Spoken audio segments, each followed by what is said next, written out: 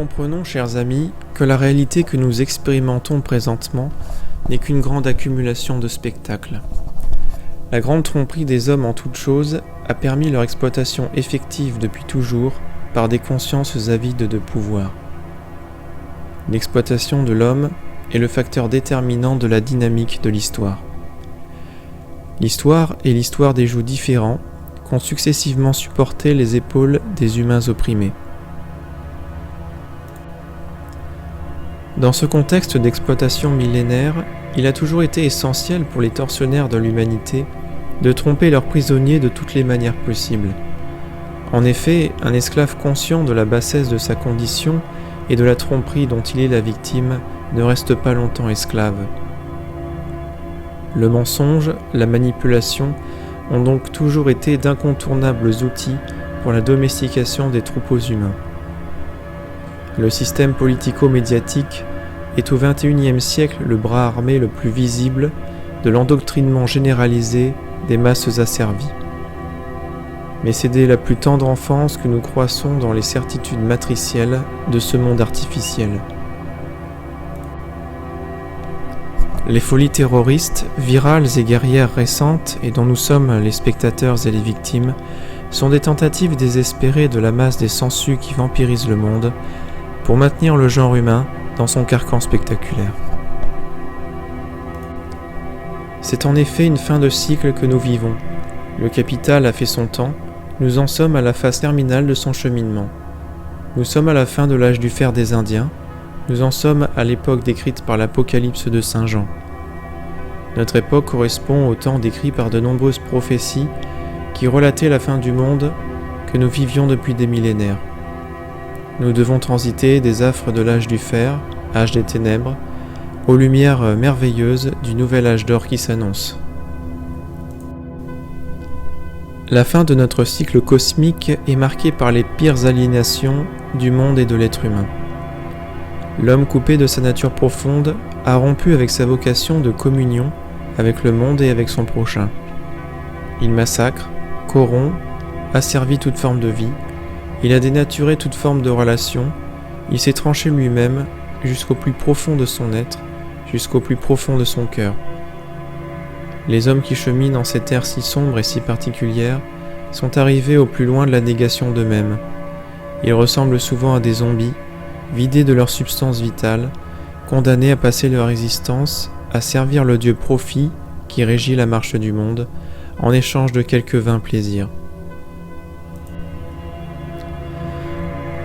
Les hommes qui vivent en notre époque des ténèbres les plus noires, n'ont plus conscience de leur nature spirituelle. L'homme n'est pas fait que d'un corps physique de chair, d'os et de sang, mais il est fait de l'association de plusieurs composantes dont le corps est la plus illusoire et éphémère.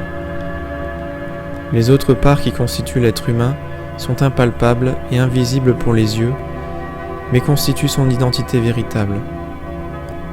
Cette réalité humaine invisible aux yeux est immortelle, elle survit à la mort physique pour poursuivre son cheminement sur d'autres plans d'existence. Le chemin continue, toujours. Toute mort à un monde correspond à la naissance à un autre monde et inversement. Ces réalités étaient des évidences avant que l'homme se coupe de tout savoir à propos de sa véritable nature. La réalité est faite d'une multitude de plans différents, mondes parallèles de fréquences différentes. Ces mondes peuvent se juxtaposer. Nous cheminons dans un monde parmi d'autres. Des êtres conscients évoluent en des mondes de fréquences différentes. La conscience n'est pas une spécificité terrienne. De nombreux mondes d'outre-espace abritent cette merveille. Des civilisations bien plus avancées que la civilisation humaine existent, en grand nombre, rien que dans notre galaxie. Certaines ont participé à l'histoire de l'humanité. La civilisation humaine présente est loin d'être la plus avancée qui foula le sol de notre planète. L'histoire est jalonnée de civilisations fascinantes qui maîtrisaient des technologies totalement insoupçonnées de nos jours.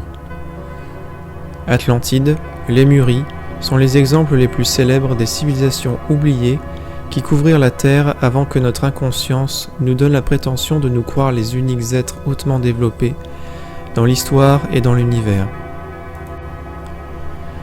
L'histoire officielle ne compte pourtant pas les récits merveilleux de ces civilisations disparues. Il fallait en effet que les hommes soient coupés le plus possible de leur véritable passé pour s'assurer leur docilité sans faille. Ainsi, notre histoire si essentielle pour la conscience de notre place dans le monde et du sens de notre existence a été systématiquement remodelée pour le compte de ceux qui étaient aux pédales de l'exploitation des troupeaux humains zombifiés. Les hommes contemporains se prennent parfois pour des privilégiés de l'histoire. Le confort, l'absence de pénurie de biens matériels dans la partie la plus développée du monde peut donner l'illusion d'une vie presque idéale. Mais c'est dans la modernité des sociétés occidentales que se rencontre l'homme le plus éloigné de sa nature originelle. Des zombies qui passent leur temps sacré à travailler pour le profit de quelques minables entreprises, qui mangent de la nourriture dénaturée, qui vivent des relations dénaturées. Les seuls temps libres de ces humains si souvent névrosés sont exploités pour la consommation. Les besoins les plus essentiels sont exploités par la bête capitaliste pour en faire des marchés rentables. Ainsi, l'homme est comblé d'une abondance chimérique de marchandises qui jamais ne satisfera son besoin d'authenticité.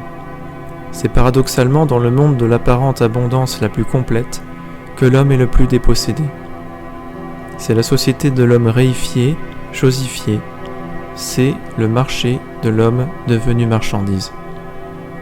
C'est donc dans ces circonstances d'accomplissement réalisé de la logique de la marchandise que l'homme se trouve au plus loin de lui-même.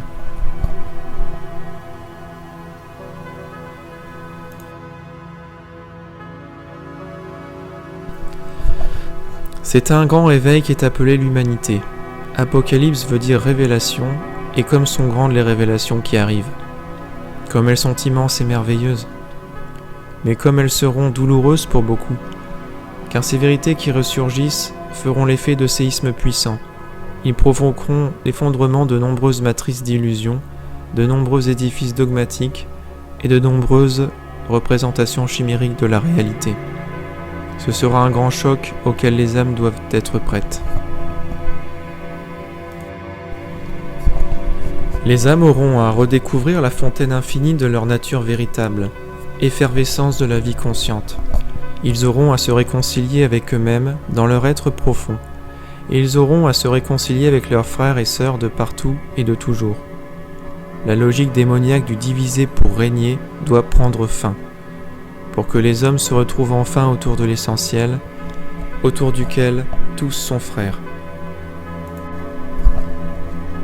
Nous ne pouvons pas faire marche arrière sur notre chemin récent d'avancer dans les dernières tribulations du monde ancien qui meurt et faire comme si de rien n'était. Les pas que nous faisons depuis plusieurs mois sont irréversibles, sans retour possible. Le monde n'a de possible voie que celle de glisser vers la domestication totalement réalisée de toute vie, enfer sur terre, ou d'ascensionner vers les sphères des êtres qui rayonnent de la joie, qui rayonnent de communier avec toute chose, à nouveau. Mais son destin est déjà tracé, car il est dit déjà que la lumière triomphera. La douceur et la vitesse de la transition ne tiennent qu'à nous. Chacun d'entre nous a le pouvoir d'accompagner le mouvement général de la Terre qui s'élève. Chacune de nos pensées et chacun de nos actes ont une influence sur les vibrations de la planète. Soyons confiants, soyons aimants, soyons heureux, car c'est un nouvel âge d'or qui s'annonce. Nous avons tous à affirmer notre refus de la continuation du monde putréfié qui agonise. Nous avons tous à affirmer notre désir radical de l'événement prochain du monde lumineux qui arrive. Un nouveau monde fondé sur la paix, sur la joie et sur l'amour.